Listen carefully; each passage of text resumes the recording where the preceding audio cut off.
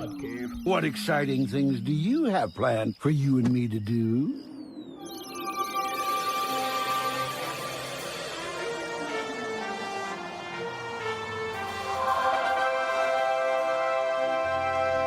And welcome back to another exciting edition of The Podmen. I'm Brad. I'm Brian. I'm Podman Ron. What's that background? Can you guys hear that background noise? We did. I think it's Podman Ron's driving around in the convertible tonight, I think. I'm sorry. I'm in, yes, it's windshield wipers, but I'm good. He's got to be safe out there. I mean, he can't. You expect him to podcast and not have the windshield wipers on? I mean, while he's driving?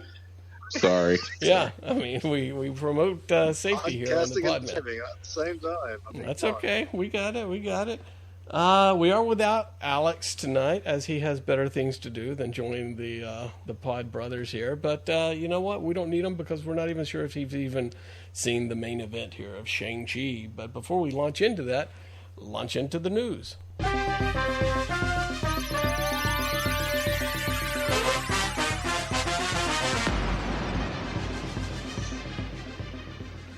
And in the news, somewhat of a controversial turn, the Russo brothers and Marvel may be having a falling out, all because of Black Widow. Of all people to cause stirs, it's Black Widow, it seems like. Yeah, it's affecting like their deal for and them locked, because they're done right now, but they want to get them signed back up for more stuff, and apparently the talks have taken a turn because of the lawsuit with Black Widow, which kind of goes back to what we said a few episodes ago. Like the Bob Chapek, who ran the parks and now runs Disney, apparently has no bedside manner and does not know how to handle celebrities and handle talent. So, but yeah, just like the fight with the Shang-Chi actor, Yeah. So what is the beef? I mean, I know it's about the streaming and all that, but what are the Russos? Yeah, you ain't got no beef. You ain't got no beef.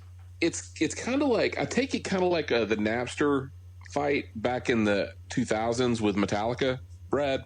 I remember that. Where Lars, the streaming stuff and the artist and the digital content and that sort of thing. It happened with music 20 years ago, 18 years ago. Now it seems like it's happening with streaming now, and it's like they want to renegotiate the way contracts include streaming services, not just box office, day and date, that kind of stuff. Like, so it seems like that's where all this stuff is heading. And Disney, maybe the ones taking it on the chin, is Johann has brought light. So, if I remember correctly, if I remember my industry news correctly, I think that it all started years and years ago with the cast of Bones. That of all places, David Boreanaz and the cast of Bones started, thinking about their contracts and how Bones was being exhibited on digital platforms and repeats over and over again, and kind of regained a little bit of popularity. And they were like, wait a minute, we ain't seeing anything out of this. So. Yeah, it's like syndication. Yeah, Exactly. It's the new syndication deals. Yeah.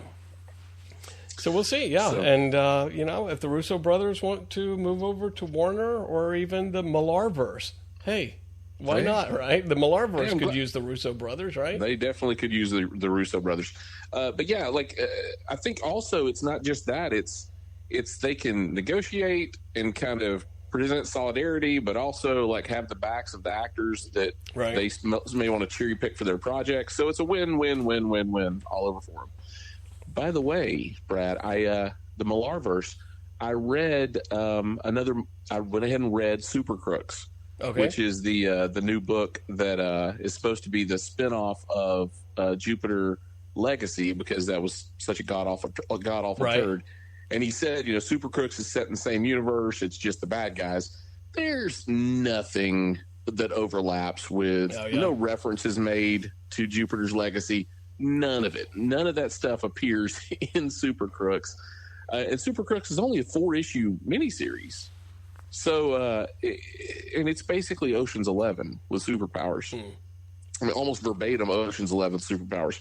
So it's a pretty thin premise. I don't know how it's going to they're going to do anything with this. But Is that since supposed you to be mentioned the next Netflix show? yeah, that's supposed to be the next one. That goes into production. He needs to just skip all this shit and go to Magic Order. That's the one that that's the money shot for you. Is the money shot. So anyway, I digress. I digress on that. In more troubling movie news, I think Brian, you'd mentioned that Top Gun Maverick is delayed again. Or I mean, should they even? That should just be a straight to video. They ought to sell that to Disney and be over with, or Paramount. At this point, yeah, it's pushed back to 2022 now. What's interesting is we got an invite to go. This was like February of 2019, or I'm sorry, of 2020. So before everything went to shit, we got this invite to go to a sneak peek screening, but they wouldn't tell you what the movie was over at the AMC that's close by. And so we went, and they overbooked it, and we didn't make the cut. Like, we were like 8 people back from the cut to get in it. How dare you, sir? And we got cut. Come to find out later, they showed Top Gun. That was what they were showing for the preview in February 2020. And now the movie's still not coming out until like May of 2022. Right, they showed Top Gun Maverick? Yeah, the whole movie. They showed. Wow. They did a screening like Jacob in February. would have loved it. Yeah, he would have loved it. But yeah, we got cut. So, man, I really missed that opportunity. I could have gave a review, I could have given you guys beat by beat. That would have been a Nostradamus exclusive right there. I can predict the future of the movie coming out in 2 years. Not that I don't know if anybody really cared that it was coming out a couple of years ago, and now it just the more they delay it, I think the less people give a shit about it. Well, and that's the thing is now it's delayed, and because it got delayed, now Mission Impossible has gotten delayed. They just pushed everything back. So man, the Cruise verse is suffering here. It is suffering. I wish there was a movie where they should do an Avengers type movie for Tom Cruise where it's all of Tom Cruise's characters that come together. Yeah, it's Maverick, it's Jack Reacher, it's Ethan Hunt, it's the Mummy. Right? Yeah, they I all think it'd come be great. together, but it's his own. It's an all Tom Cruise Avengers team. I would watch that. I think that'd be a good movie. I like that. Yeah. And then the other thing in the news is Rick and Morty live action here. With you guys just really excited, I'm sure, over an old looking Christopher Lloyd. Maybe this is not a good thing, and this is not a full episode, I'm assuming, but it was pretty good. It seems like they've taped a bunch of this stuff, like when because they've done a third one now, haven't they? Have they done more than the one that you sent me? Yeah, they've come out with a couple of promos. So we don't know if it's going to be a part of the next season or something like that. Right. It's cool that it's Christopher Lloyd, but he can't really stick the landing on some of the biting humor from Rick Sanchez. It just looks to me like old Doc Brown. I mean, it doesn't look really. He doesn't really remind me of Rick, but I mean, he looks like Rick, but he was. He's looking rough. Yeah, he was patterned after Rick, so no, other way around. But but yeah, it would be cool if they did like they jumped into the universe for a minute and just visited, and they did like a bit and then took off again. Yeah. But all these people saying it's going to be a movie or it's going to be a whole episode. I hope not. No, that looks bad. That would not be good for anybody. Oh yeah. Christopher Lloyd wouldn't last he couldn't film a whole movie. Now, if they did a Rick and Morty movie, animated movie, and that was like a chunk of it, then that'd be okay. That's great. And by chunk, you mean about 10 minutes? Yeah, 5 minutes or at less. most. Yeah, 5 minutes at most. I think 10 minutes may really start to drag. Maybe like a tight 4. Yeah. I mean, I think they only usually wheel him out for conventions, and then they wheel him back in. So speaking of conventions, we just passed Dragon Con. Who all went to Dragon Con this year? I went by there Sunday. Oh, okay. Did you go in or just the? You just drove by to leer at the cosplayers. Yeah, it was all right. Okay, good. We have discussed this on this show in recent weeks that I don't know if the conventions peaked about 8 years ago. Right. In terms of Hot nerds. Yeah, hot nerds. Let's just say it. Alex isn't here to be offended. Let's just go ahead and say it. The only reason to go to conventions is look at the skimpy-cladded hot nerds. I think the hot nerds have now grown to be old and not so hot anymore. So Yeah, they discovered carbs. So they discovered what? Carbs. They've discovered carbohydrates. The hot nerds. It's turn. It's. I wonder what they're doing. I wonder what they're into now. Yeah, because it ain't comics. Well, no, I just think that I think y'all said it before. Nobody new is getting into this genre anymore in any of the nerd stuff, and the hot nerds just kind of grew up and got old. And we had our moment. It'll come back around in another 10 years or so, 10, 20 years. Then we'll just be the creepy. Then we'll be really creepy old older people. Yeah, then Alex will really be embarrassed of us. We'll be the Dr. Smith. You remember at the Dragon Con, it was like 98, but Dr. Smith was there. He was all but immobile. Like, he was just in a wheelchair sitting there. And you're Dr. Smith from Lost in Space. Lost in Space, okay. Yeah. No, wasn't he eating a sandwich or something? No, he wasn't even eating a sandwich. He was just just kind of like slumped over in this wheelchair. And they had him turned where he was signing autographs. And really, it was like he was holding his pen, and like they were moving the picture underneath. God, that's horrible.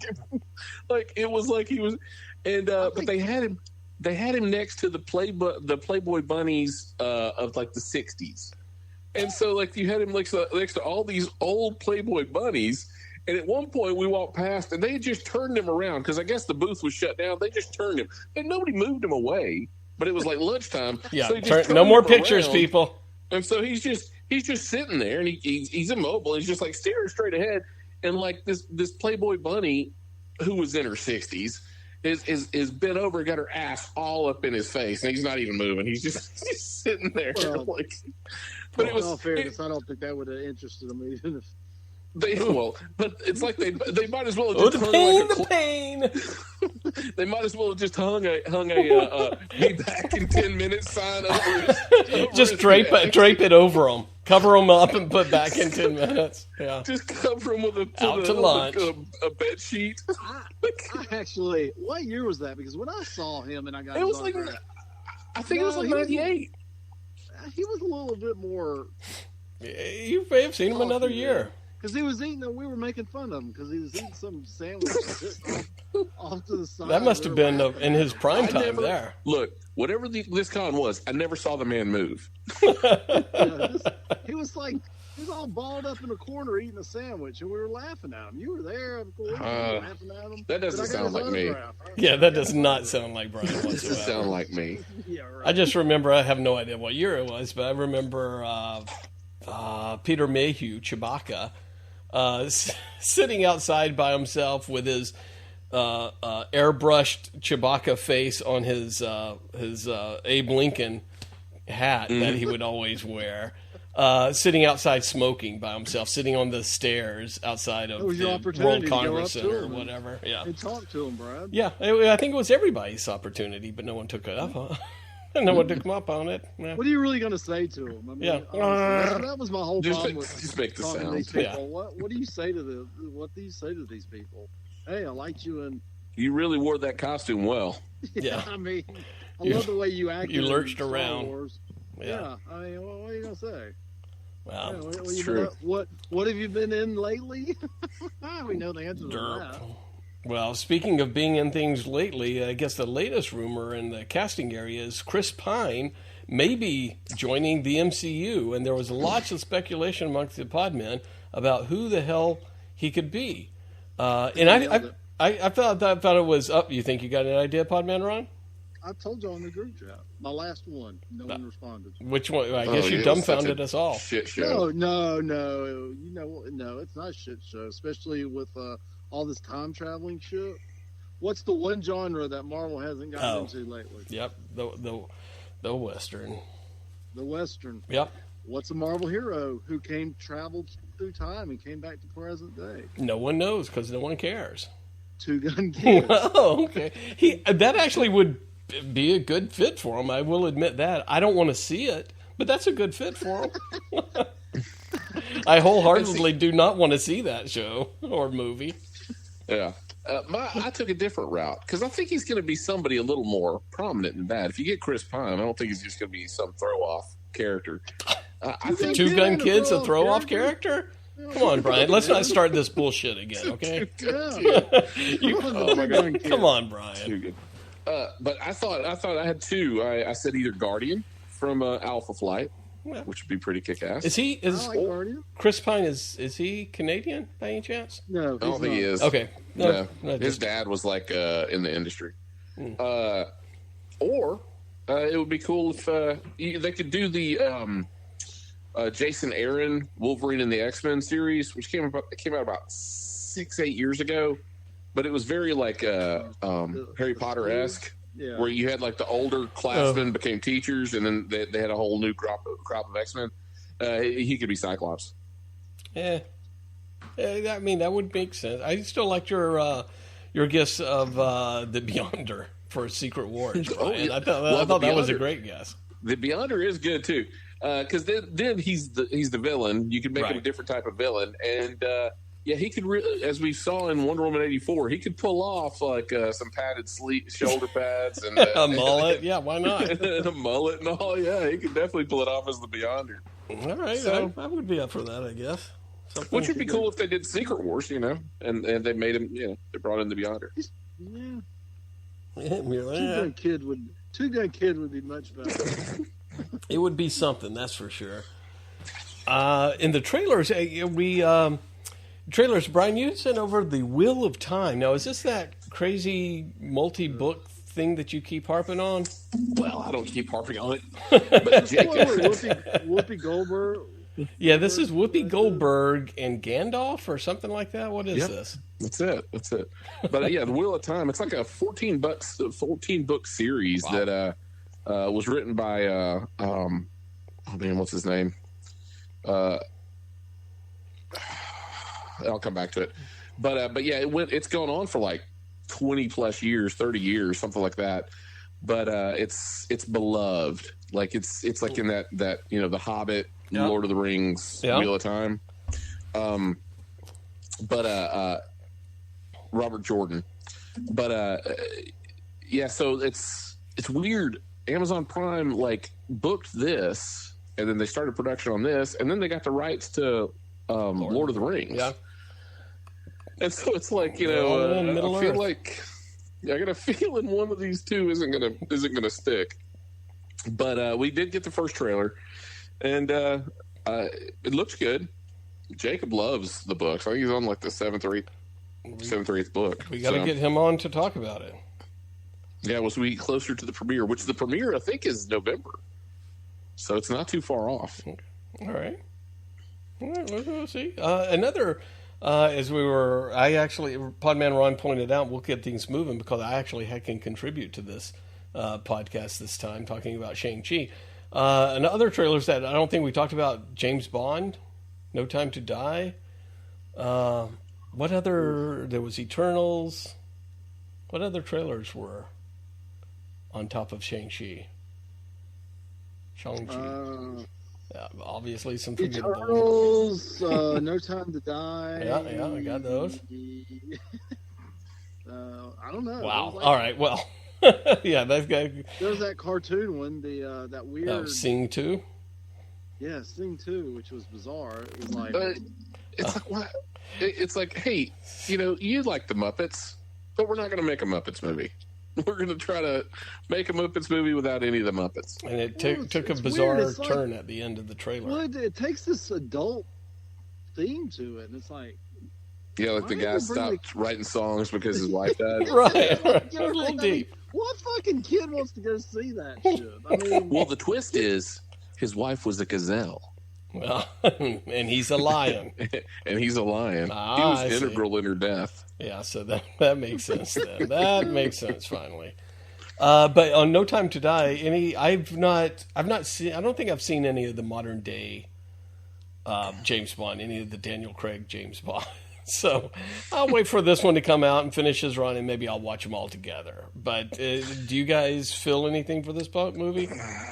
No, I really don't. I mean, the last good James Bond movie was Skyfall, and that's a stretch. So in Skyfall, kind of ruined. Skyfall was good, but Skyfall also kind of like squandered the opportunity to really interject some more life into James Bond. Yeah, yeah. Because I was telling my father-in-law was in town and we got talking about 007. Because he asked the same thing. Had you seen the trailer? Is this on your father-in-law's 007 podcast? It's on his podcast. Okay, check it out. But I told him, I was like, the issue with Skyfall is there was this fan theory that's better than what they've actually put on there, put out in the movies. They should have just used it. But that Bond was a code name, right? Right. That's why he said, and he was completely open about his name because that's what they needed. He was an agent of chaos. Right. He wasn't a real secret agent. They sent him out there to stir up as much shit as possible because when he stirred up shit, that's when all the cracks showed. And so the other, 00 agents, that's when they really made progress, taking down these organizations. It's because Bond went and stirred up a shitstorm. And then now, now stuff's happening and we're able to track things and like we're getting movement on this organization and we're actually infiltrating and finding out what they're doing. Right. But it made perfect sense. Like, so that's what he even says.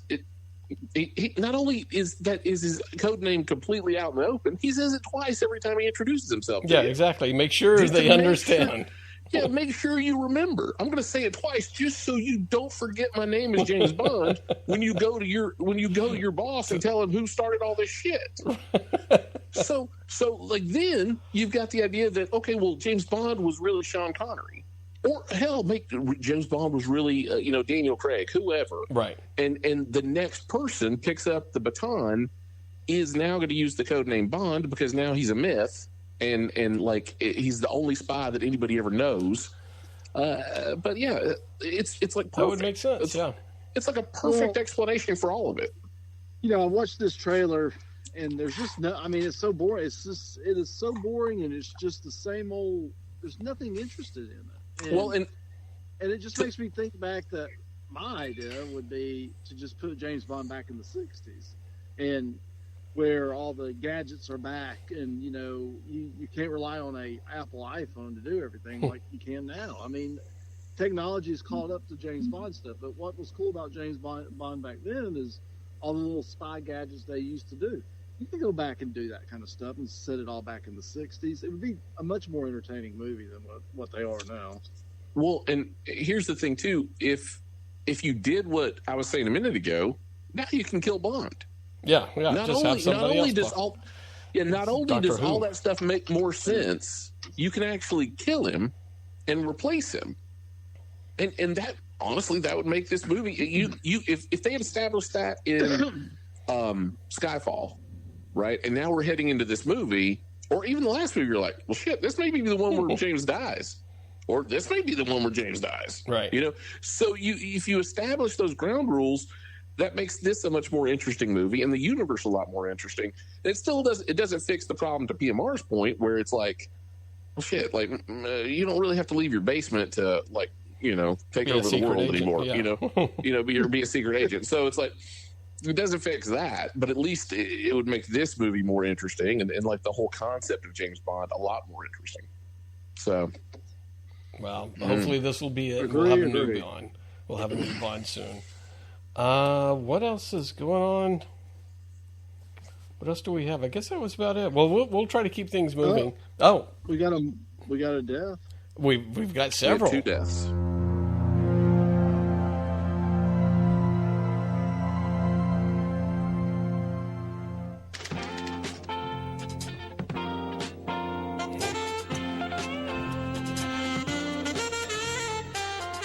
All right, and we all know that theme song, don't we, kids?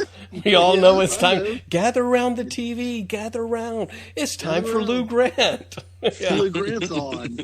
Lou Grant's on. Oh my gosh, that crotchety old man from Mary Tyler Moore Show, he was so funny. Yeah, he's not 35. Funny in this one. He's only 35, and he's in a drama now. He's not funny. I know, it wasn't so funny, but we did watch it when I was a kid. We watched Lou Grant every Monday night.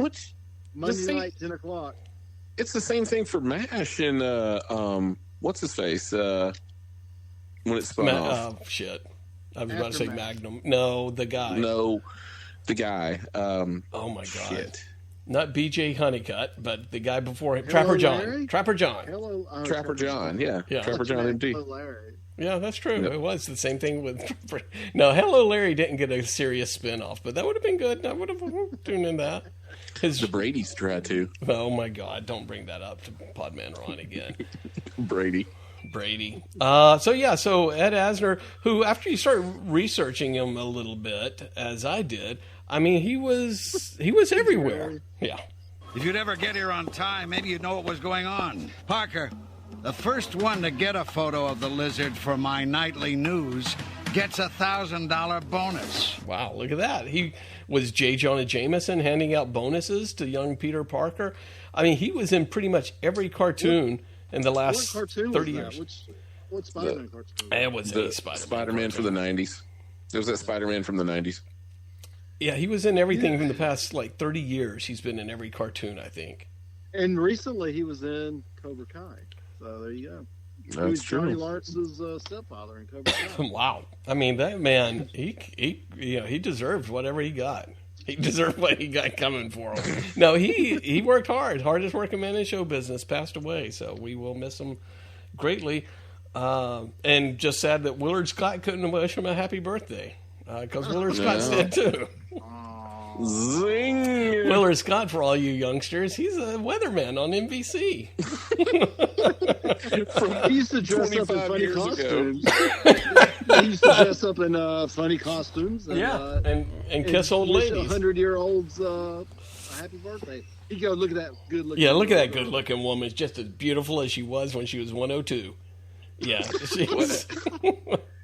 Basically, he was doing he invented the Al Roker shtick. Oh, without a doubt, yeah. Yeah, Al Roker basically just slipped. He didn't have to do anything differently. No. They're just like, just be Willard Scott. Just act like Willard Scott. Well, do they still wish him a happy birthday, these old people? I don't think they do. I don't think they just Smucker's sponsors that segment anymore. What? Okay. And then lastly, We dated ourselves. God, this is why we have to have Alex on the podcast every once in a while. Smuckers jelly. Can we get them as a sponsor of the Podman? You know what? Maybe. Are they looking for enough for it? Are they looking for an edgier Younger, edgier people? Yeah. And then Michael K. Williams, who Brian knows as Omar, Omar from The Wire, died at a very young age. Yeah, I take that 53. I feel like I'm responsible for his death. Oh, what'd you do? Can I explain why? Yes. So you suggested to go watch The Wire. Into an apartment. I decided it's all about me. No, I started watching this show the other day because I was bored and I was working a part-time and needed something to watch. While you were supposed to be working. And, yeah, we understand. I was supposed to be working. It's not your full-time. We get it. F for Family. So, which is this cartoon. Netflix. So I started watching it because I kept hearing, you need to watch it. It's a good show. And I watched it, and it's an okay show. It's no King of the Hill, which is what it's trying to be, but it's an okay show. It's a little bit more depressing than it is funny, but anyway, on this show, there is a guy that is on there, and it was voiced by Michael K. Williams. Oh, well, there you go. We got there. I wasn't sure we were going to get I there. wasn't sure. I mean, you could have said that. Stretch. Yeah. And then we got there. And the next day, you're like, Michael K. Williams. This guy's talented. I got to find out what else he's in. He's in the newspaper. He's in the headline. That's what he's in.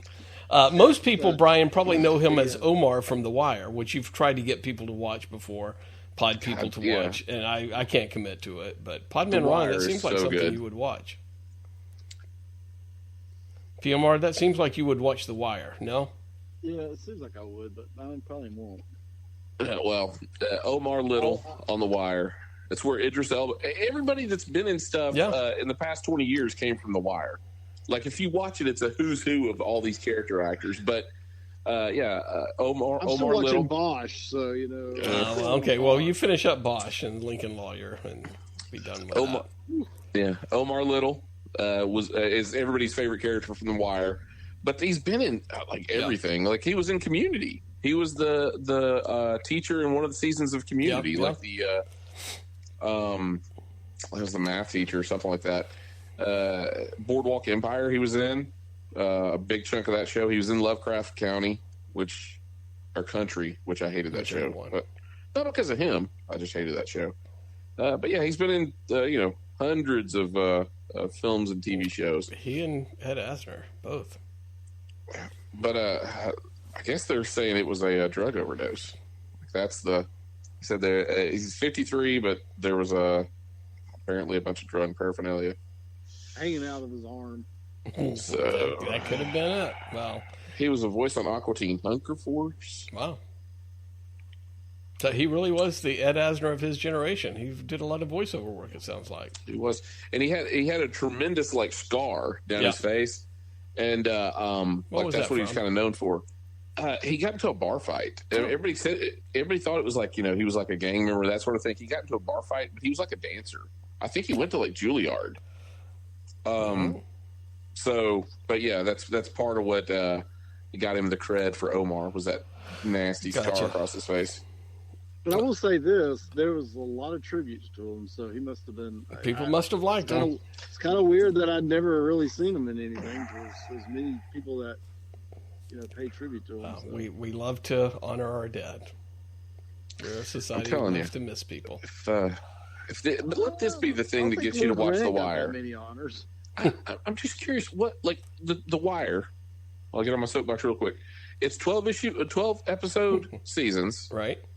Each season is like an anthology, and it's the same characters over the whole thing, but it focuses on a different part of the city. Right. So you could watch 12 episodes and let it breathe and just let it rest. And then come back and watch another 12 episodes and let it breathe and let it rest. You don't have to watch them all back to back. However, once you start, it's hard to stop. That show is fantastic. I would like to watch it. I don't have the attention span nowadays, unfortunately. But maybe. Who knows? One day. All right. Knows? Well, enough of that nonsense. We're going to miss those three guys, Ed, Willard, and Michael. If nothing else, only because they never got to see Shang Chi.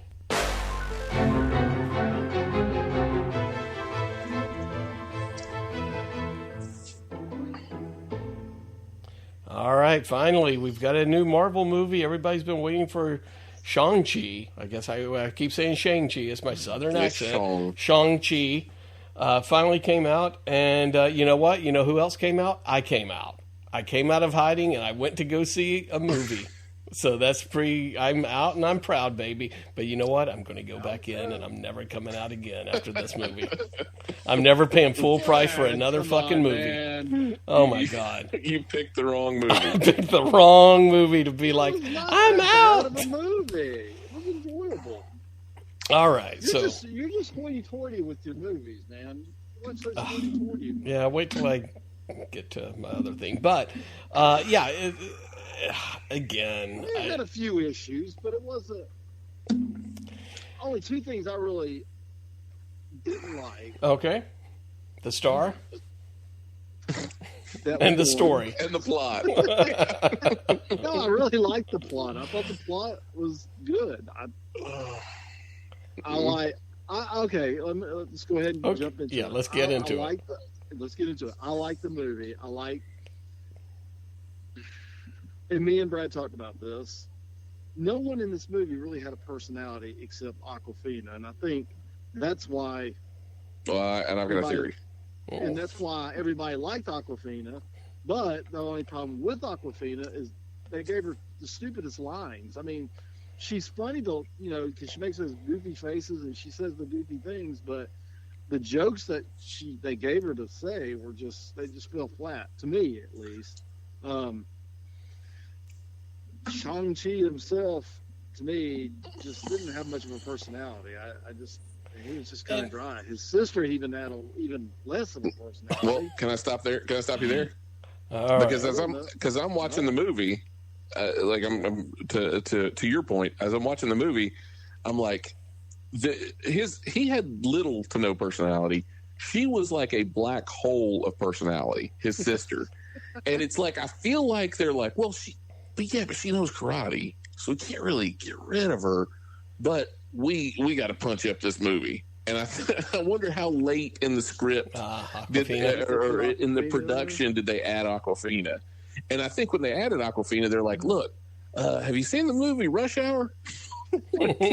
Just do that. Just act like just do a bunch of wide-eyed and screaming a lot. That's all you gotta do. Make your eyes real wide and go screaming, and you're. You know who Chris Tucker do your is? Best Chris Tucker impression, and we're good. Well, and I didn't like. I'm sorry, and I did like the villain. I think the best person in this movie besides Awkwafina was the villain. The villain. That actor was fantastic.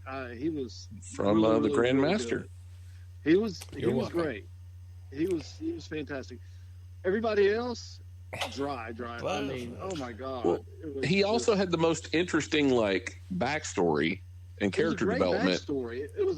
That's why I like the plot. I like this backstory. I liked his backstory.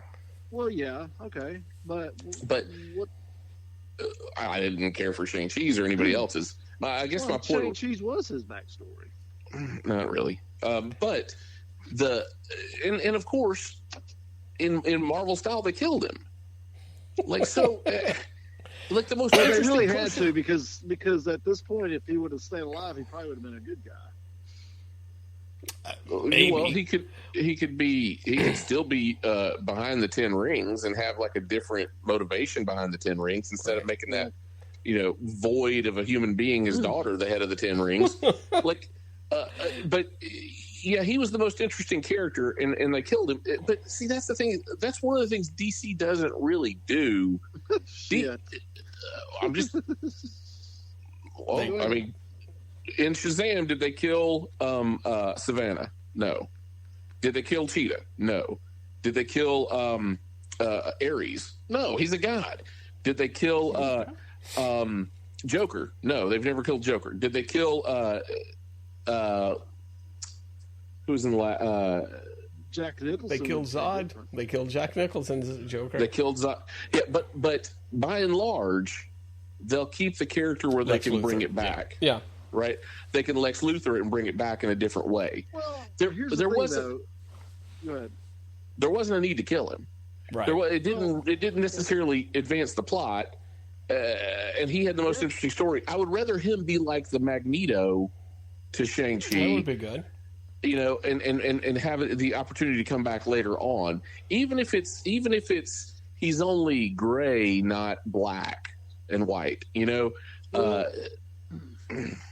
I was just gonna say I don't mind them killing the villains. I feel like his story had ended because they wanted to pass the baton to his daughter, which when they did, even though you're right about her personality, yeah, it was like a black hole and there was nothing to it. But I like the fact that she never, I guess a part of that is you never saw that any type of, and it kind of surprised me at the end that she took over, but it made sense because you never saw her become good at all. I mean, she was just kind of there, and you never really saw at all her dad and her make up. I mean, there was no tender moment between the two where he would say, I'm sorry I mistreated you. There was no scene like that, which was perfect. It added to the way it ended with her and, the way she did. And I think if you would have kept him as a villain for the next movie, it would be kind of boring at that point. It's like, okay, now we get to see her as the villain. No, that doesn't mean, when I say don't kill him, I don't mean make him the major villain in the next movie. Yeah, just kind of keep him around. It's cool to have him in the background and pull him out if you need to, if the story dictates it. Or God forbid, build your Marvel villain team up. Just like you're building up heroes, build up your villain roster as well, right? Exactly. And that's the thing is, and Marvel has done that with the Spider-Man stuff, and and Iron Vulture. Man stuff. They've kind of done that with all that. I mean, but there's only a few that they've killed. They've killed just about all of them. I mean, Stain, right? Okay. They killed Red Skull. Red Skull. They've killed. No, he's alive. On No, he's not. Vormir. He's not He's on alive. Vormir, but he's alive. He's not alive. Yeah. He's trapped. He's imprisoned there as a ghost. But he's alive. He came back, did he? He came back. He Okay, can't fair come enough. back to Earth. 50-50 on It that doesn't one. matter, but he came back. Y'all not saying. But he's So, probably yeah. never going to join up with Doctor Doom. That's what I'm saying. He may. He You may. don't You're know. right. You're right. We don't know. He might have been released when all the Infinity things were released. I Okay. mean, we don't know. All right. So. he may Podman be Ron's walking been around very now. optimistic about Red Skull. It's like he knows something here. You're nurse to drama us. Who else did they kill off though? Well, let me go through the list. Pull up every fucking Marvel movie. Yeah, I'm yeah. gonna- It's I'm gonna like stop you though when you say this- someone like it's- a Red Skull. well, it's my favorite that like he hasn't put any thought into this No, whatsoever. I'm listening. I'm waiting for you to hear. But I get cross-examined because You got to stand up for what you believe in, Brian. Honestly, all I cross-examined. Ego's you said dead. Red Skull. No, Ego's dead, Okay, Ego. right? It's two. I thought you would be going in chronological order here. I'm jumping around. Okay, no, so I'm say the trying to, movie and who gets killed. Yeah, I'm going through the MCU Okay. movies, All right. so I should be able to just go through the movies and quickly All right. if I can get a list to pull up. Oh, come on. Talk amongst yourselves. All right. Who was the villain in Captain Marvel?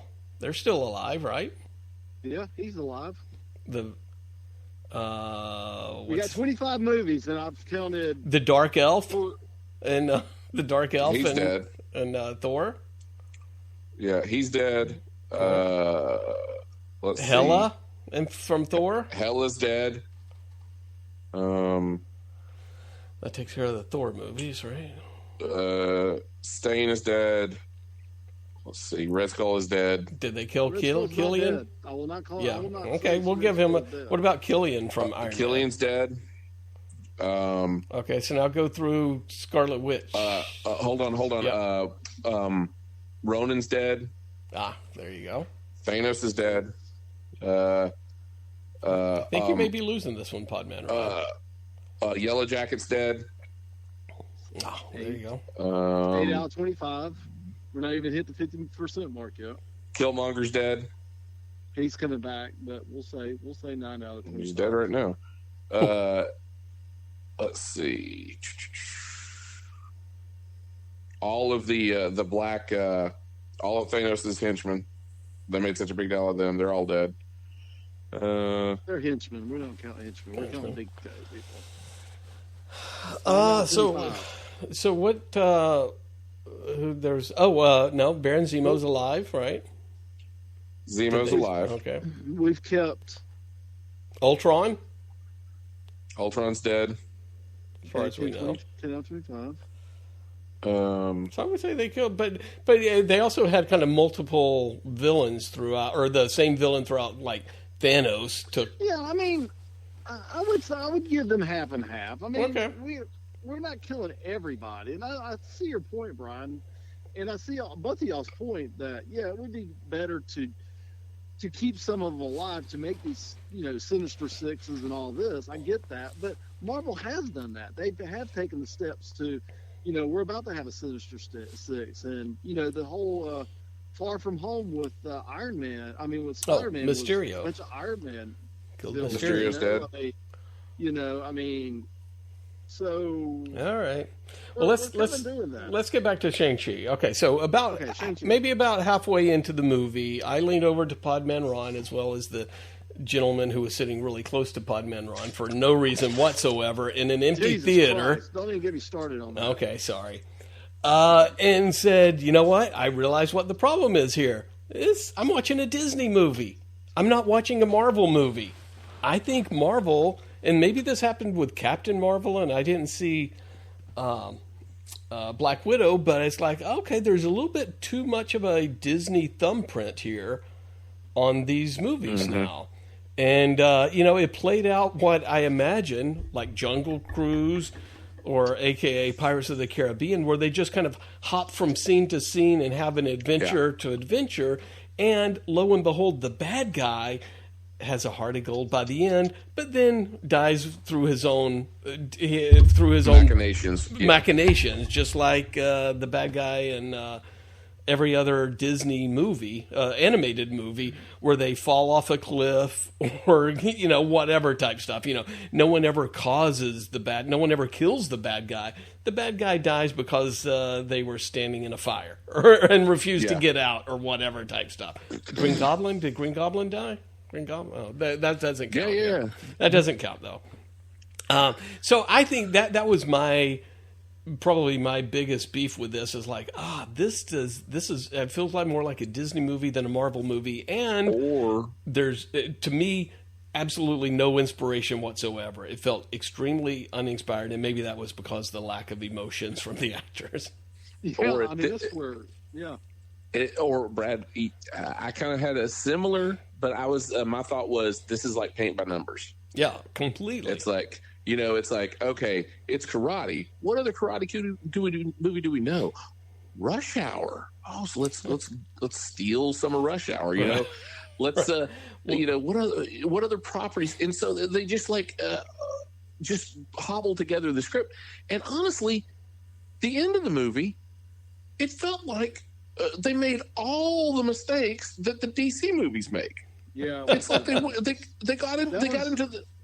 That was what I was going to say. My second thing is about this movie was how dark. It got dark awfully quick. Yeah, it got black with the fight scene, and you couldn't tell what the hell was going on. And you're exactly right. And it couldn't from DC. To Brad's point, it was Disney-fied. So you've got this giant tentacle monster. Does it ever rip anybody's arm off? No. Yeah, it wasn't that threatening. It gently cradles them and sucks their soul out. Yeah. And then gently places them on the ground. No blood, no broken bones, no ripped. It didn't eat anybody. Or to quote Brian here, it didn't feel like there were any stakes whatsoever. I mean, they kind of told you that he's going to unleash evil into the world, but it's like, okay, well, that's what always happens. Give us a real threat, or show us that this thing is threatening by attacking a city or whatever, as opposed to the hidden village of Tonlo or whatever. And did they run out of money? Because that hidden village of it was like 3 buildings. They live very meager. Do they all sleep in bunk beds? Yeah. Where do they all live? Commune hippies. But yeah, they went really far out of their way to say, hey, Shang-Chi's dad, he's not just evil for the sake of being evil. Right, but whatever's behind that wall is just evil for the sake of being evil. Because we don't have time to explain anymore. Well, you said it earlier, Brian, with the Grandmaster, that I had high hopes for this movie because of 2 people in it. Again, the whatever his name was, Wenwu, the Mandarin, Tony Leung, and then one of my all-time favorites, Michelle Yao, whatever. She made a small appearance as the aunt, but they individually, they were in 2 of my favorite kung fu movies, Crouching Tiger, Hidden Dragon. But it was really surpassed. That was big for me in the 90s or whenever it came out, Crouching Tiger. But it was surpassed by a movie called Hero that has Jet Li and Tony Leung and Zhang Ziyi, directed by Zhang Yimou, if I'm remembering correctly. And that movie, I encourage you and all our listeners to watch. It's on HBO Max now. It's called Hero. And it has the best... when Wenwu and his soon-to-be wife were fighting in the hidden forest and all that kind of stuff, it's very ballet-like and all that kind of stuff, right? They completely ripped this off from the movie Hero, which probably ripped it off from another movie, mind you.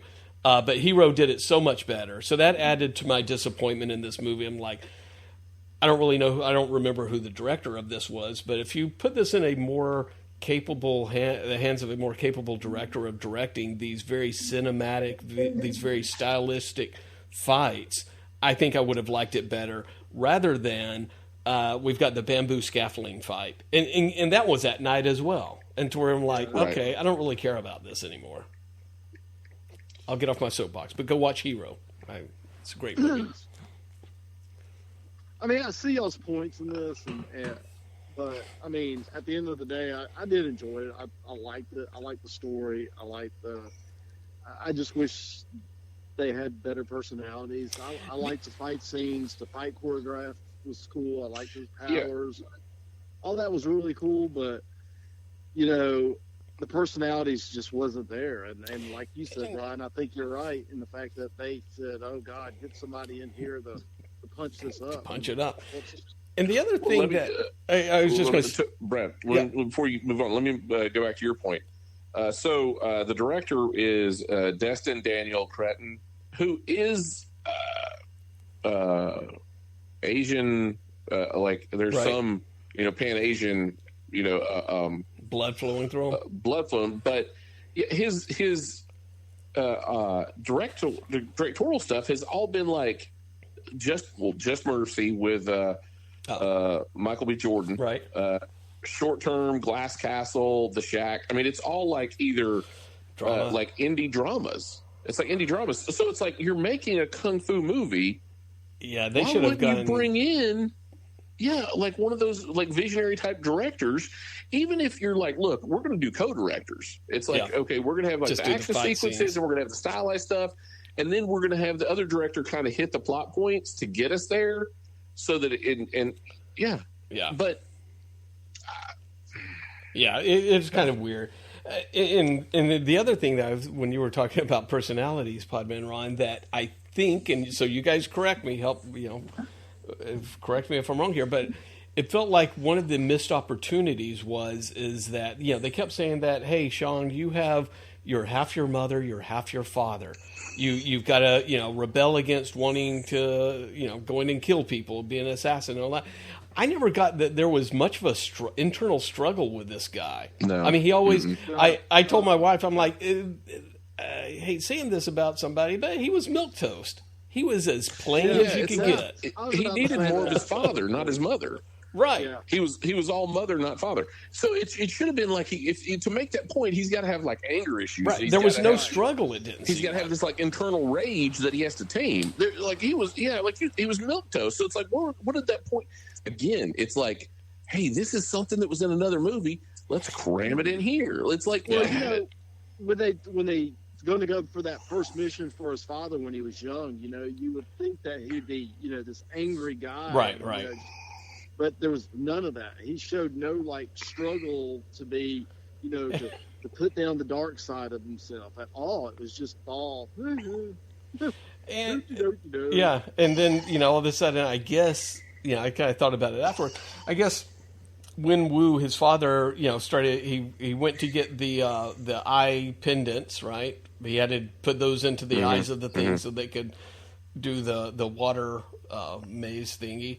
But, you know, when he got the kids back together and he was like, oh, Shang-Chi, I'm so disappointed you've decided not to do anything with your life. It's like, but you've been following him all this time, obviously, because, you know, Shang-Chi gets on a bus and half of the 10 rings are on the bus. So it's like, it wasn't just coincidence. Yeah. It's like his father was telling him for the past 10 years and he's like, I'm disappointed in you. Well, and then there's also the two eyes. It's like, was that his ancestral home or something? Because I don't think it was. It wasn't like his. It made no sense. So where did that sculpture come from? And the water and all this. And how did he know it was going to produce the water maze? I mean, it made no sense. And we haven't even gotten to Ben Kingsley yet. Look at this. We haven't even gotten to Ben Kingsley. I miss the days where you could just have a map. You know, right? These water special effects.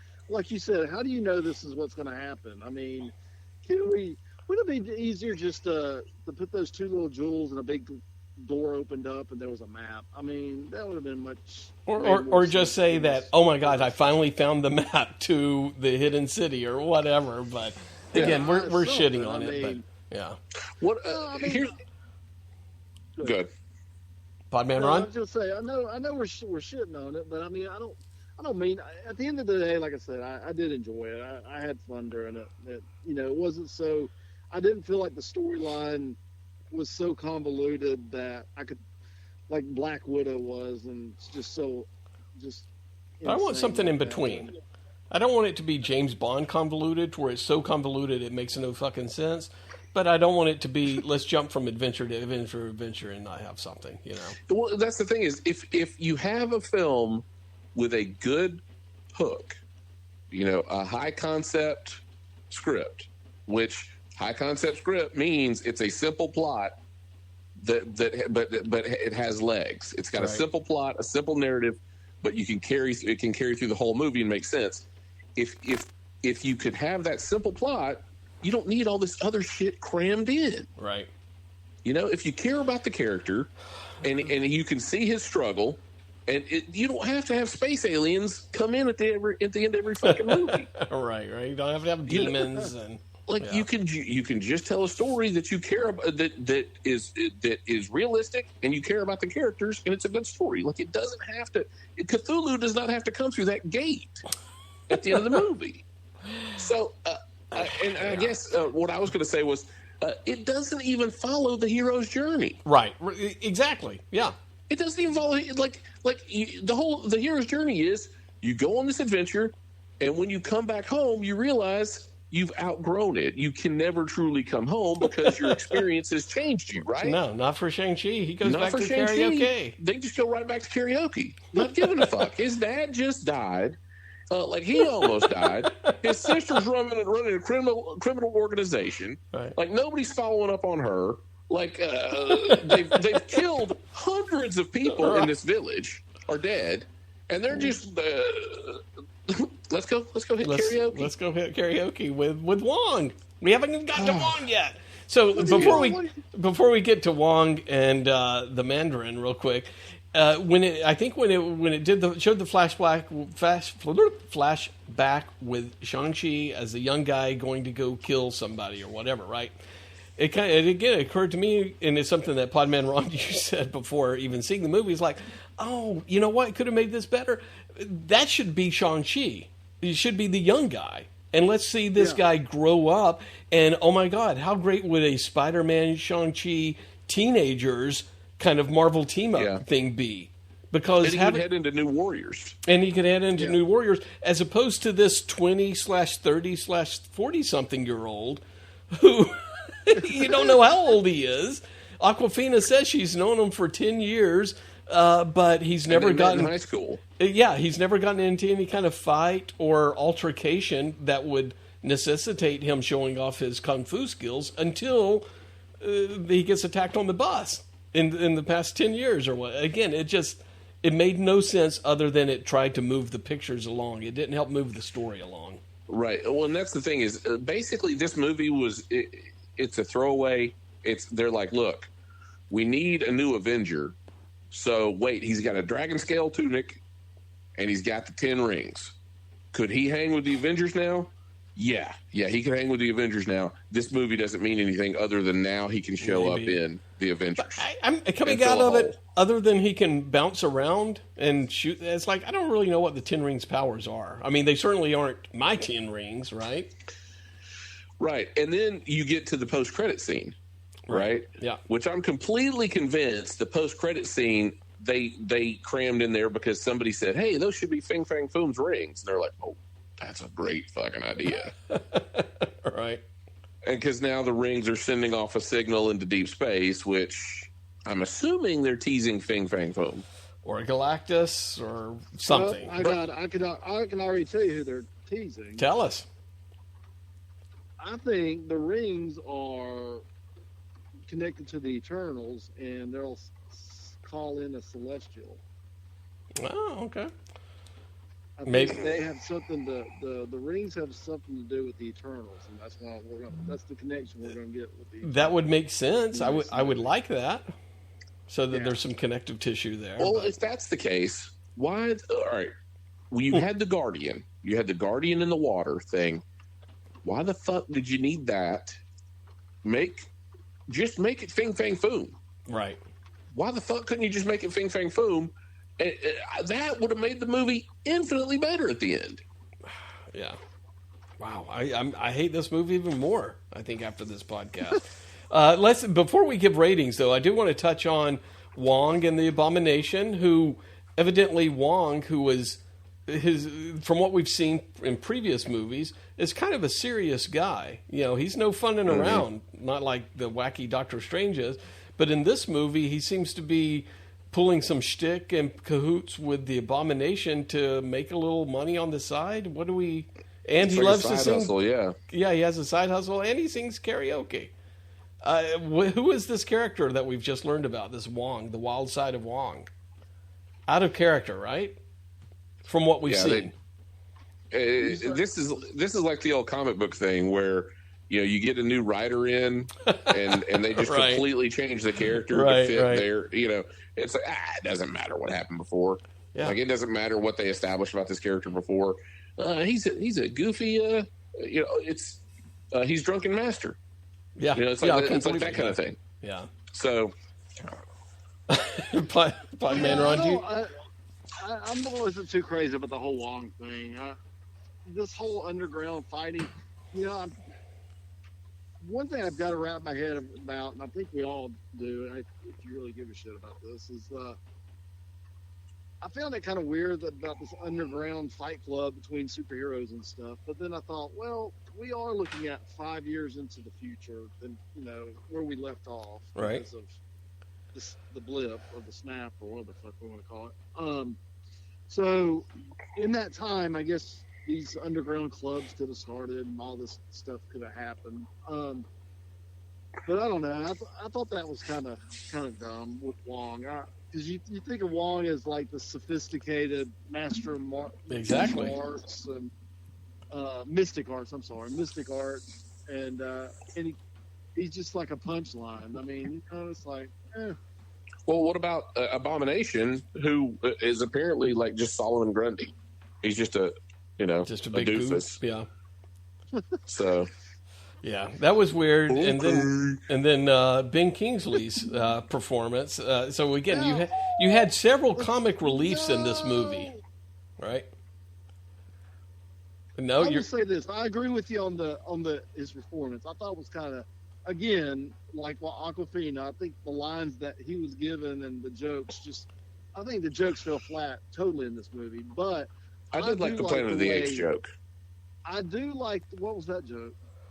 When he was like, when he's telling him when he wanted to become an actor, what inspired him to become an actor is he went to go see the Planet of the Apes, and he's like, Mother, how do you think they got those monkeys to ride the horses? The horses? And she goes, oh, dear, they're actors. Yeah. And he goes, oh, they were acting like they were riding the horses. Yeah, so, not it was actors in a monkey suit. Right. He thought if a monkey can do that, if a monkey can do that great of an acting job, then I can do it, right? Then I can do it. Yeah.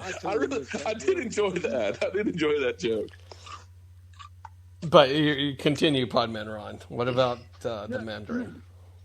No, I do like how they wrapped that up, or they connected it to Iron Man and retconned it all. I like that. I thought it was kind of a good way to do it, and to make the whole Ben Kingsley's Mandarin still in the movie. It's kind of a connection to the other thing. Yeah, he didn't have to act so stupid, but I guess that's what we. Right. What about the fur turkey with no face? Again, just very that didn't Disney. Land with me either. Yeah, that didn't land with me. I get wanting a cute little creature, another Groot, baby Groot or something, or Rocket Raccoon, but that's the Disney effect. That's that Disney this did not work at all to me. It could have worked for somebody else, but. Yeah. What's going to be our breakout plush animal? What's going to be our baby Groot? Our baby Yoda in this? Yeah. Oh. And my guess is that what did you call it? The furry flying turkey or whatever? The furry turkey. It had no face. It had an ass for a face. Right. It looked like a turkey butt. My guess is that's not a Chinese character. Unlike the dragon and the foo dogs and the Cat of Nine Tails or whatever it was. Cat of Nine Tails, So all of those things are part of Chinese mythology, Japanese folklore, and stuff like that. And so it's like make a cute little foo dog guardian or something. That would be. Yeah. But to come up with this kind of completely goofball type thing, it's just like, oh my gosh, yeah. So I'm sorry. So now I would say Wong is a comedic relief. Aquafina's big time comedic relief. The Mandarin, and now the flying turkey butt. And so it's sort of like, if you're going to have that much comic relief, what does that say about your main characters? Right. Or your main actor? That there's nothing to do. Which is exactly what we said. Yeah, your main character is completely, if you've got to punch up the script with all these other zany characters, your lead actor must suck, or you have zero faith in him. All right. Well, Podman Ron, it sounds like you may have the highest score here. You want to go first? Let me say, Alex is going to be seething when he hears this podcast, if he ever listens. I hope he fucking loves it. Based on the way we do our ratings, I'm going to give this a 5, only because this is I would watch this movie again. I like the movie. All right. It's a fun movie to watch. I love it. Brian, we have failed miserably. We are failures, Brian. I would watch this movie again. So all right. No, don't, Brian. In a universe where The Godfather exists, or not? No, don't even go there, Brian. Don't go there. Go with Endgame. Don't mean this hoity-toity. Exactly. Movie. Stick with Endgame. Would you Endgame or Civil War? Endgame. Civil War, Endgame, Infinity. Endgame, Civil War. The maximum score you can give anything. This is statistical bell curve. The highest rating you could possibly give is a 5. And so you would give this movie based on what we say these movies are. We're saying that's what you say these movies are. Our rating. No, we've said our rating system is a 5. We watch it multiple times. Yeah, that's a true statement. I will watch it multiple times. And a 5 is that when it comes out in digital, I won't even say on DVD anymore. Would you purchase this? Hell no. Yeah, I'd watch it again. I would watch it. Yeah, I'd purchase it. You'll watch it again when it's on Disney Plus, though, right? You're not going to actively say, "I've got to add this to my DVD collection." One, you're not a very large DVD collector, I would say, right? I don't collect all. So take that for a But granted. I would add it to my streaming stuff. Yeah, absolutely. I mean, okay. I think you as backed far as yourself. Marvel movies go, I like it better than Doctor Strange. I think you backed yourself into a corner. I think like so. the fact that the fact that you can't say this movie is par with Endgame. You can't. So if your rating says that both these movies get a 5, it's something wrong with your rating system. Like you need to reevaluate your rating system. So you're going to tell me, you gave Suicide Squad a 5. Would you say Suicide's up there, Squad's up there with Endgame? Yeah, for different reasons, but yeah. Well, then I'm saying chaCHIng is. Okay. I mean, hey, the Podman loved varying opinions. If nothing else, the Podman loved difference of opinions. All right. So you're giving it a 5. You're giving it a 5. It's like laughable to even say it out loud. I love it. I love it. I think it's great. The movie. Yeah, there's nothing wrong with that. You should be proud of that. He's complained about the movie with us for 30 minutes. He said he loves the plot. 5 out of 5. Oh my God.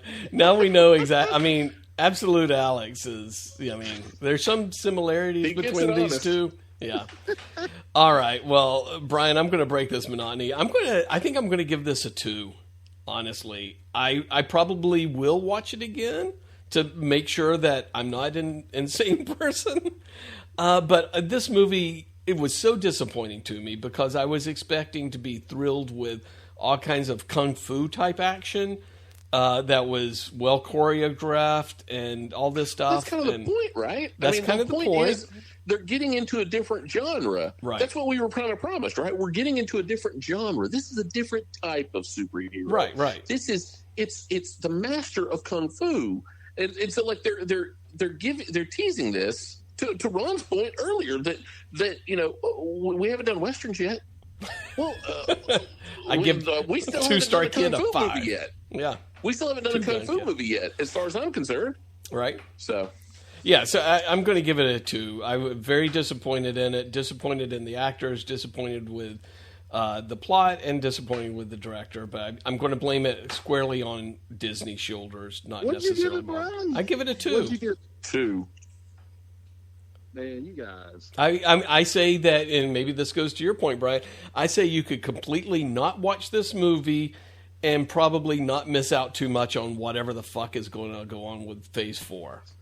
Yeah. Y'all gonna give that turd the wrestler a 5, and y'all The wrestler made me feel something other than boredom. No entertainment value whatsoever besides Mickey Rourke mumbling around. And Marissa Tomei's titties. I mean, what was that? Mickey Rourke won an Oscar for it, did he not? I can't help that. Now, Podman Ron doesn't give a shit into that now. But the wrestler, it made me feel something other than boredom. That's how I will phrase that. Are you serious? Yes, I love that movie. Oh, my God. Okay. All right. Well, you're going to hate me soon enough, Podman Ron. Brian, go ahead here. With your rating. So,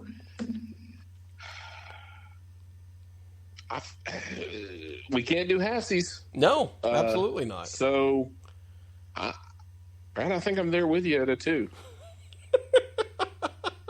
All right. Well, that's I might have given it a 2.5. I was disappointed. If this film shows up again, like if the kids are watching it, I feel no reason to be in the same room when it's on. I will slap the fuck out of them kids. If I have no interest in buying this film, yeah, I'll give it a 2. All right, well there you go, Shang Chi, and the Lord of the Ten Rings. I did kind of like the first half of this movie. Okay, flip flopper. Until you get into when they get back to when they leave San Francisco. It falls apart. Like I would rather it stayed in San Francisco, yes, or even stuck to like the underworld of Japan or China or wherever they were. If it stuck to that kind of stuff, and I would have enjoyed that film much more. When it got into all the mystical stuff and the water map and the Japanese creatures and the black, it was the middle of the day on the beach. It started out in the middle of the day, and then across the lake it was midnight. Yeah, it's midnight. Well, why the hell? It's just exactly. The further it got in, the more it just started to like unravel. It's like a sweater that you kept pulling a loose thread, and it just kept coming further and further apart. Naked Shang-Chi, and you're done. I will say that on that point, and I won't belabor it. Maybe I'll belabor it for wait for another time. I was telling Podman Ron that I was rewatching some of my favorite Marvel movies, Ragnarok, Endgame, Infinity War, and all that, and was realizing that some of that stuff is a bunch of bullshit too. So from that point of the midnight fight and everything, remember in Endgame where they did the snap, everything came back. It was the middle of the day, and the birds were singing, and then all of a sudden Thanos comes and destroys a bunch of stuff. Then when they get out of the rubble, it's midnight. You know what I mean? So it's like, okay, whatever. But anyway, I agree with you, Brian. I think the difference in those films, though, Brad, is you liked the characters. Yeah, no, that's you forgive it. Yeah. You forgive it. When you like the characters, when you're invested in the characters, you forgive that stuff. Right. But when you've got a weak main character, or you've got, like these weak plot points, or you're trying really too hard to get people to care about these characters, you lose people. Yeah. And then those cracks really start to shine through. Right. So, well, speaking of cracks shining through, let's move on from that. I do want to really quick say that my movie assignment from last week was Tucker and Dale versus Forces of Evil or whatever, is no longer on Amazon Prime. Oh, it's not? Not on Prime, at least, Prime Video. So, again, I would say Podman Ron, you should give that a shot. I have seen it before. I have not recently, but it is worth watching, especially if you're an Alan Tudyk fan. And it plays. Should we give him some of the premise? Well, let's save that. Okay, basically, it riffs off the horror genre, and the rednecks that go around killing people or whatever. You kind of see their side of it, and it's a horror comedy, but it's very well done. I would say, higher than average stuff. So instead, I've tried to take into account what Podman Ron said. He left me with some lasting words last episode when we were talking about the spinning wheel. He said, well, I thought that, we wanted to explore some movies that are made by Amazon or Netflix or HBO Max, these originals, and take a look at it that way. I'm like, okay, I'll do that. So I tuned into completely blind the movie Annette. Does that sound familiar to either one of you guys? No. I tend to look at good movies. Well, hard to tell though with these originals, right? Because you hardly even see trailers for these stupid things. So I'm like, okay, it's Adam Driver, sure, Marianne Cotillard, yeah. And that's pretty much it. And so I'm like, all right, I will give this a gander. It's about a stand-up comedian who falls in love with an opera singer. I'll let you figure out which one's which. It turns out it was a musical, over 2 hour musical. But you know what? Horrible. It sounds horrible, and I gotta get fucking Alex on this podcast and talk to him. I've watched it 3 times now. Yeah, that movie stuck in my gut, and I have no idea why. I'm sorry. You watched it how many times? 3 times. You need to get some help, man. I know. Now you know why I never want to go out to the movies again. No, it's like the Schrodinger's cat of movies. It's either the greatest piece of cinema or it's a pile of shit. Or it may be both at the same time. I have no idea. Yeah. If the cat's in the box, you don't know if it's alive or dead. So it must be both. It must be both. Yes. Thank you, Ryan, for appreciating my scientific reference there. No, I am completely fascinated by this movie. Pretty much everything other than Adam Driver's stand-up bits are sung. The songs are not great necessarily. They tell you exactly what is going on in the person's mind, which is, I guess, part of a musical. But anyways, I for some reason I am in love with that movie. I'll probably hate it next week. But I highly recommend Annette for all of the musical lovers out there. And, hey, yes, Adam Driver is shirtless through most of it. But beside that, I now kind of want to go back and watch at least his scenes from the Star Wars movies because I'm like, he is such an intense actor and everything.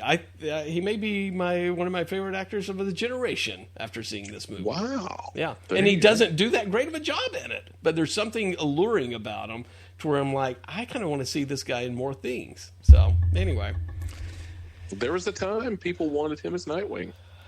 Yeah, he would be horrible at it probably. But, no, he's... Or amazing. Or amazing, or both. He's one of these guys to where he's not a handsome fella, I would say, by any means, objectively speaking. But he has some on-screen presence to where you're like, yeah, this guy's fantastic. So he's kind of like a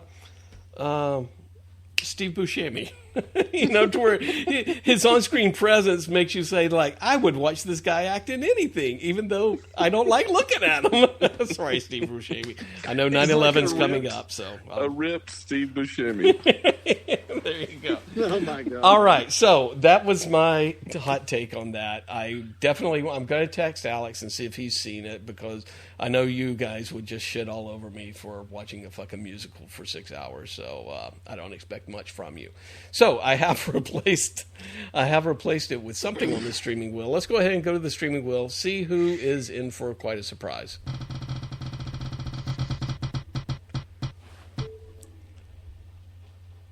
Oh, lucky for you, Brian. You are the winner this time around. All right. Which language would you like to learn? Which language would you like to learn, Brian? Learn to speak a language. I'm going to have to pay for these ads one day. Get these ads off here. All right. So, Brian, we do have a few things on the streaming wheel that I did have to replace. I did replace Judas and the Black Messiah on HBO Max with News of the World. Okay. Tom Hanks movie. And then I replaced Tucker and Dale with Suspiria on Amazon Prime, which is an Amazon Prime original remake of a horror movie. Yeah. Mm-hmm. So anyway, let's see what you got here, Brian. I wish the best for you.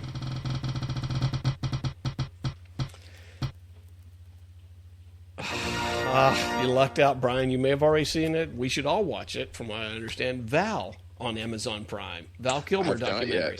I've not yet, but Perfect. I plan to. I look forward to next week to hearing your review of Val, because supposedly his kids love it. So there you go. All right.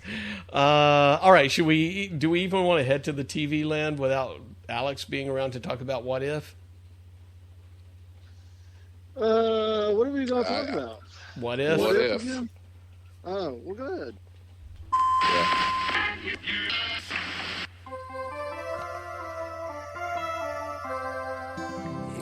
why the Watcher is watching, and what if Doctor Strange... What if Doctor Strange went crazy, and why, Brian? Because of love. So is this the new... This is the new thing in Marvel and Disney movies. Everybody does it because of love. Right? Because love. Yeah, because love. I mean, what are your thoughts? I slugged through this episode after the great debate from last week about what ifs and everything. I'm like, okay, well, I'll watch this latest episode. Again, I had a hard time making through it. I was not interested whatsoever. Like, time is my ally in all of this. Like, I've said, like we're losing the thread. Like, what if should be a simple concept that then changes the trajectory. Right. This thing, this is a hard show to enjoy. It is a very difficult show to enjoy. And Doctor Strange, it just reminds me how little I like the last Doctor Strange movie. Like, this whole thing, it reminds me of how boring Doctor Strange is, right, in the movie. Yeah. And what's wild is Benedict Cumberbatch is a good actor. Everybody loves him. Sherlock is fantastic. Like, he's a good actor, but it's like they wring out every possible, like, nuance that he could have put into the performance. Any sort of personality is completely ripped out of the character. And it just continued right on into this. Like, he's completely boring. Like, it was just. Podman Ron, did you see it? I did see it. You give it a 5? I give it a 5. No. I disagree about the What If show itself. I do like the show. I like the first, second, and third episode. I like them. This one was a hard one to watch. Yeah. At first I thought it was a pretty okay concept. It's like, okay, so if she went with him to this dinner or whatever, right, and she died, okay, that would cause the trajectory to what would happen with him change. I got that, but when he kept changing and going back, and no matter what he did and how he changed it, it was Groundhog Day. Come out the same. Yeah, it was Groundhog Day, but they forget that she wasn't with him, so that was one way to change it, So right. And he even tried that, and it was like, no, that still wouldn't work. She wouldn't get killed the first time. Yeah. Right, exactly. So that's where, to me, they kind of lost it, and it got boring after a while. And it was like, okay, and then him turning into a creature, and I know he's supposed to be getting darker and more sinister because of the dark magic, but it just was getting boring and predictable, and I did not like this episode. Wow. And I believe it was said in the Doctor Strange movie that they only went on like one date or something. It was like, right, the love of my life. They'd gone on one date like 2 years earlier. So the small change is that one date turned into a 2-year relationship, and a healthy relationship, because that was the whole thing. Was he was too immature and that sort of thing. He was too wrapped up, too narcissistic, and wrapped up in himself. So it's like, it's not a simple change that affected this.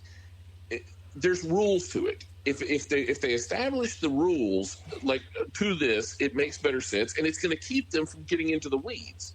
But nobody gives a fuck. Yeah, right. Like, they're just like, well, if somebody said it should be a simple change that has huge ramifications later on, then if you stay with that, then you've got to map out the trajectory, and this change would make a logical change here, and this change would make a logical change there, but they don't do that. They're just like, you know what? Let's just throw shit on a board, and what seems the most what would make Doctor Strange go crazy? Oh, he loses the love of his life. Aha! There we go. That's all we need. That's all they need. On one date. Yeah. Established. They don't. I don't know. I don't know about the one date. I think it was something like that. But, I don't think so.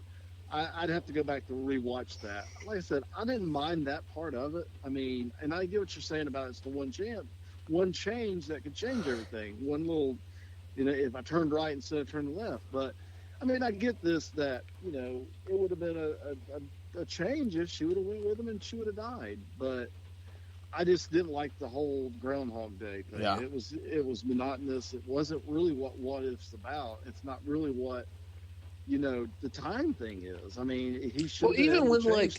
So even when the Watcher scolded him at the end, I'm like, what the fuck? Like, well, it turned into like Groundhog Day and Final Destination. No. I think it was like, that they're going to die no matter what. So it's like, okay. I mean, the whole thing is disappointing. The whole What If is disappointing. Because they have. It.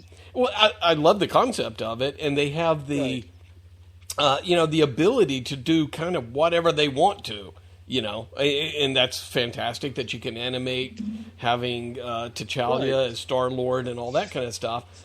But it just seems like the stories that they're picking are just so uninteresting, sort of, aside from the Avengers one, which I enjoyed that one. I actually I know y'all don't like it, and I don't want to harp on it, but I did like all the first three. I like the fact that you're going to see some of these characters again, and you're going to see them in the main movie. This Doctor Strange, you may see, there may be a Doctor Strange 3 where he opens up a ball and pops the evil Doctor Strange from this What If. I mean, there's already rumor you're going to see Captain Carter. So, I like the fact that these shows will have ramifications throughout the Marvel Universe going forward. I also like the fact that they're only 30 minutes long. So, yes, I agree with that. I don't have to sit through 2 hours of shit. Bullshit. It's 30 minutes. You can't. There's just so much you can do in 30 minutes. Agree.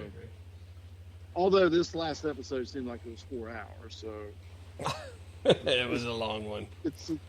It was very long, and I'm really not looking forward too much of the zombie one tomorrow morning, but we'll see. I'm not a big fan of the whole zombie. Oh, that's right. Yeah. Okay. Well, again, I'm hoping that will be a little bit more exciting. All right. What do we got? What else we got? Want to talk about? We're running up against time here, but what else, Brian? I know you had the Boondock Saints and The Witcher, and somebody put on. I'm assuming this is you, Podman Ron, the Lincoln Lawyer, under the Boschcast.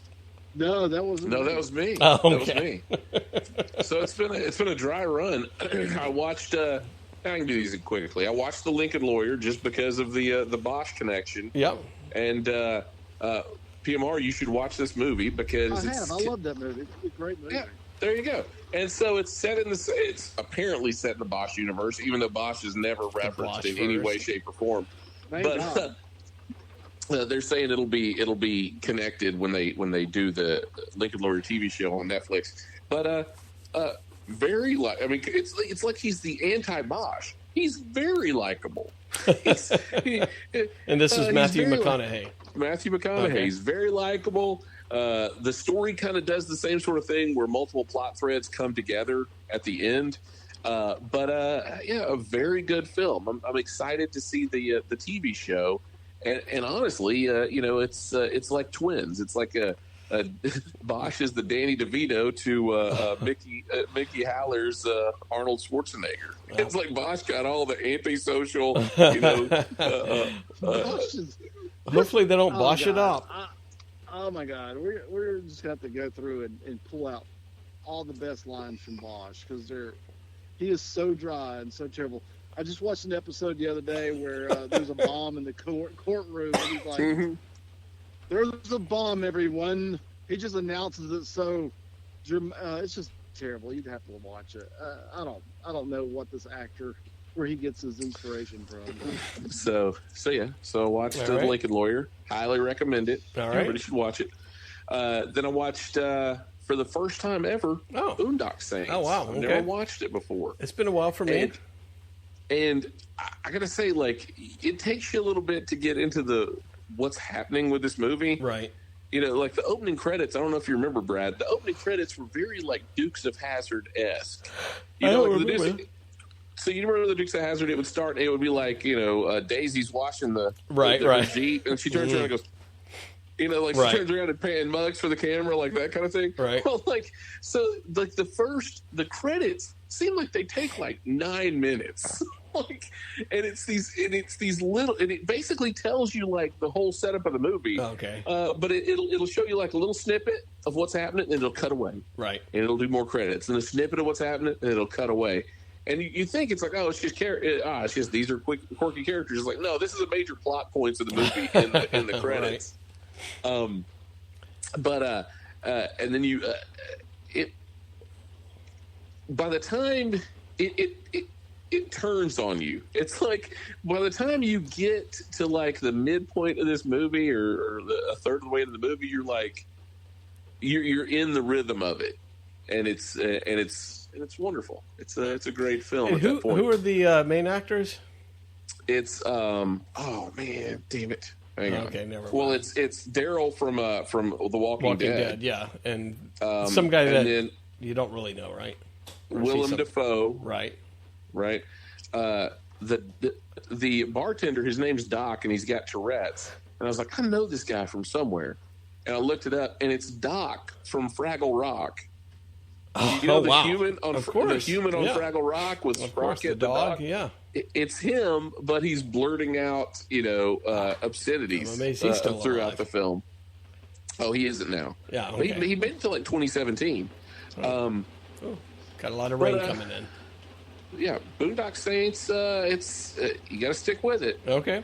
But it's a good movie. Would you call it is it Irish? Right? Yeah. Yeah, Irish. It's an Irish movie. An Irish thriller. Action thriller, maybe, for Podman Ron. Have you heard of? It's almost like an Irish John Wick, a little bit. Okay, yeah. Is what it kind of is. Boondock Saints. That was like a popular movie, like in the early 2000s. Yeah. Okay. Have you seen it though? Podman Ron. Have you seen it? I tried to watch it one time. Oh, okay. Well, that's what Brian's saying. You got to stick with it, right? There's a twist at the end, right? There's a twist. You get a little. They bring in this guy who's kind of like the Saint of Killers to take out the boys, the brothers. Yeah. But yeah, it's and then you've got the whole Willem Dafoe. Willem Dafoe chews some major scenery in this film because he's the detective or something, right? He's the detective, and he is very flamboyant. Give it a shot again. It's I enjoyed Boondock Saints. Go check it out. I'd give it a 4. Oh wow. And then there's something else I watched. The Witcher cartoon or whatever. Oh, The Witcher. I was just going to mention it because The Witcher. Season 1 is out. Season 2 is coming out shortly. They did an animated prequel which focuses on Vesemir. Which Vesemir is like Geralt's Obi-Wan. Oh, okay. And so this is kind of like so if you like The Witcher, go back and watch this because it kind of sets up like the universe, what's going on, why Kaer Morhen's in ruins, and really it kind of introduces Vesemir before he's introduced in season 2. Okay. So. I think I watched one episode. I may have watched a couple of episodes of The Witcher, but did you stick with it, I assume? Yeah, I stuck with it. Okay. It's good. I've read the book, the first book. All of the books are kind of like vignettes. Some are longer than others. But what's interesting is it's kind of like fractured fairy tales. They'll do like one of the stories, you'll be into it and you're like, oh wait, this is like a twisted version of Beauty and the Beast, or this is like a twisted version of Snow White. Gotcha. And that sort of thing. So it's pretty good. Gotcha. Apologize for the noise here. As I guess installing sunroof on the in the studio was probably not a good idea. PMR's practicing clogging. No, I think this one's me. This one's on me. Oh, is it you? Yeah. Oh, okay. All right, PMR, do you have anything else? I've been watching musicals for the past few days. PMR, what about you? No. No. F is for family. That's okay. I told you all about that. So, yeah. Nothing really. So he'll